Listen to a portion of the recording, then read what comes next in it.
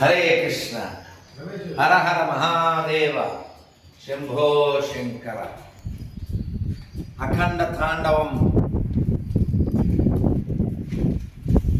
ఖండితమైన భారతంలో ప్రతి హిందువు, ప్రతి భారతీయుడు ఎలా ఉండాలని మనకి చెప్పడానికే, మన బాధ్యతను విస్మరించకూడదని చెప్పడానికే అఖండ సినిమా వచ్చింది. ఆ భావనే మాకు కలిగింది ఆ సినిమా చూసినప్పుడు. అఖండ 2 అద్భుతంగా మన బాధ్యతను గుర్తు చేస్తుంది.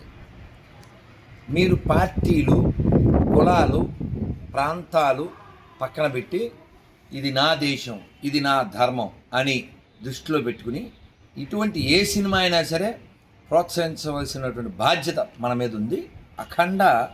అఖండ విజయం సాధించడం కోసం మనం ఏదో ప్రమోషన్ చేయడం అని కాదు.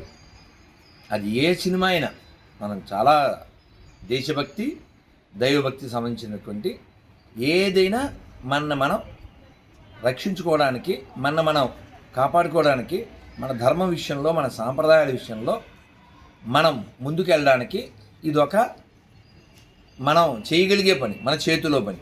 కాబట్టి ప్రపంచవ్యాప్తంగా ఉన్న హిందూ బంధువులారా, బోయపాటి శ్రీను గారి డైరెక్షన్లో నందమూరి బాలకృష్ణ నటించినటువంటి అఖండ 2 మనం చూడడం as a Hindu, as a Telugu అది దృష్టిలో పెట్టుకోండి.